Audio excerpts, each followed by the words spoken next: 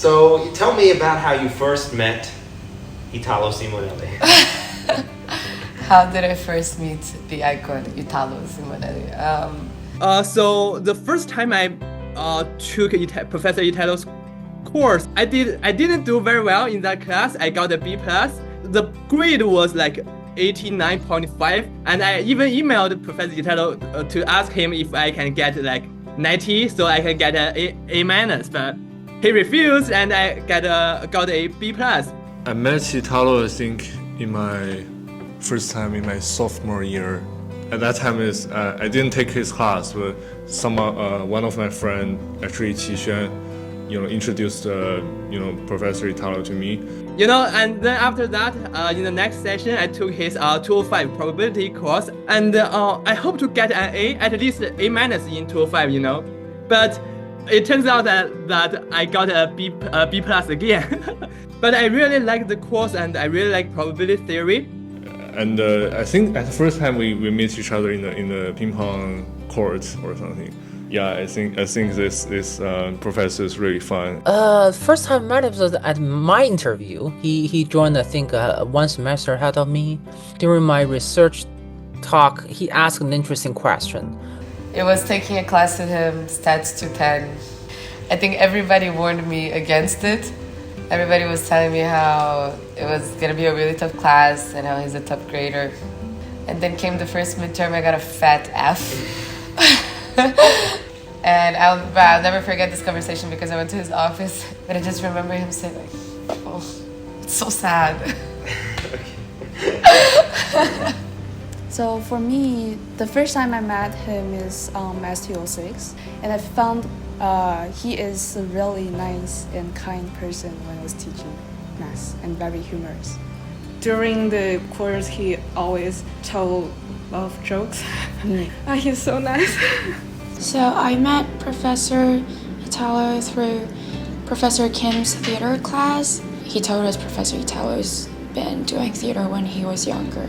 I remember Professor Italo talked about his life journey, about he was first in a theater group when he was younger, and then later he started studying math and then became a math professor. He has many interests. He loves football and he go to other places in China for kung fu. I heard that he has many careers other than being a mathematician, and I also really admire him. I remember one thing that I asked what's his plan during the winter vacation.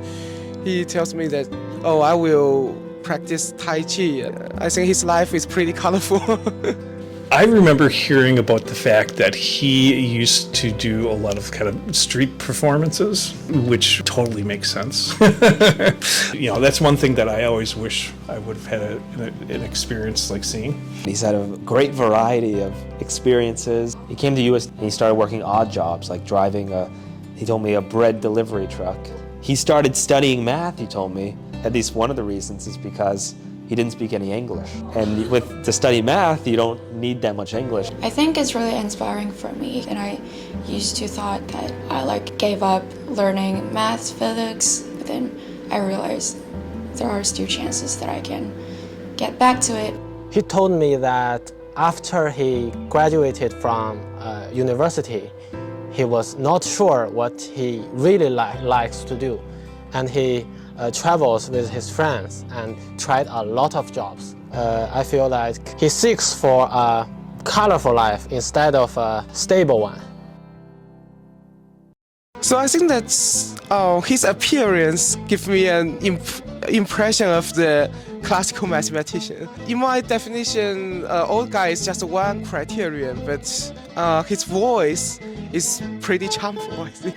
He's rather skinny, and so his body looks rather frail, but I can assure you his body is not weak at all. It's really strong. Once we took a PE class together. It was a table tennis. He really likes it, and we have to do 10 push-ups. And I think so he might not be as capable to do push-up as me. I told the coach that I will do the push-up for him, but he says no, I can do it better than you. And it turns out he really did it better than me. One of my friends met Italo on a major fair. I first met him during the major fair. He invited me to audit his abstract algebra course. He invites my friend and me to taking his class, and after that seminar I asked him if we can do another study on this subject, and he said okay, I think we can do a seminar together. So I was a teaching assistant for his multivariable calculus course. He asked me to proctor the midterm instead of him. He was going to practice wushu at a local club. He was showing me these bruises on his arms, if you can imagine.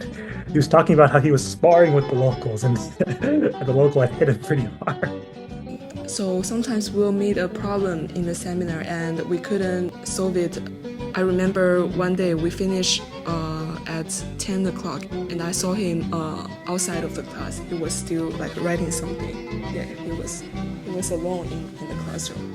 And yeah, he's really dedicated to math and to his teaching, I think. I was taking his class. I remember he was a bit quirky. Like, for example, some students like to take pictures of the board, with their phone. And he hated that. I still don't know why. He really hates it so much. He wants people to take notes by hand. My poster came out wrong. It was all blurry. And I was really nervous for his reaction. And him laughing at the poster and then being like, oh, explain me this, and pointing to the blurry image. Yeah, I think that was also a very nice conversation we had.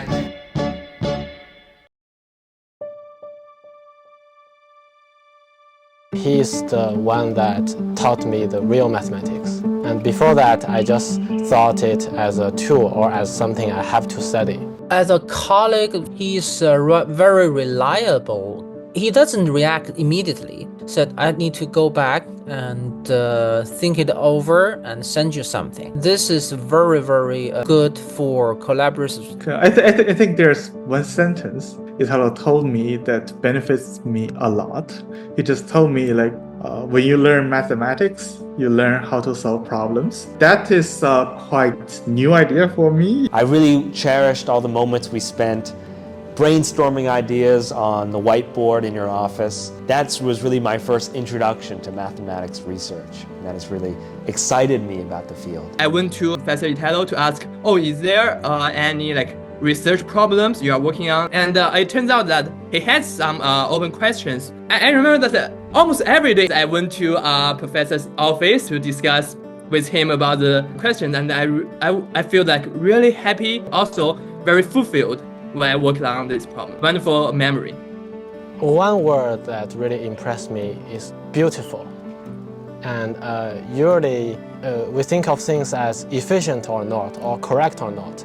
But he thinks of them as beautiful, or maybe less beautiful. He always encourages us to ask questions during the lecture. Every time we ask questions on lecture, he will just encourage us, that's a good question, and just help us to solve this.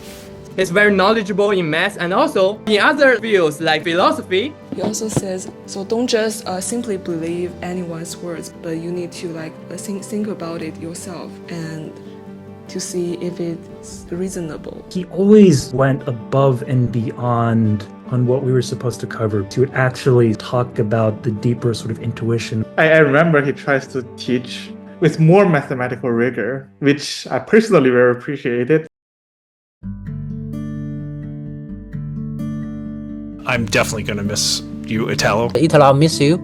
I'm so lucky to meet Professor Italo Simonelli. Italo, thank you so much for all your support. He's not only a mentor, but he's definitely a friend of mine. Thank you for all the kindness and for all the wisdom that you share with us. You've been always so warm and so approachable to everybody.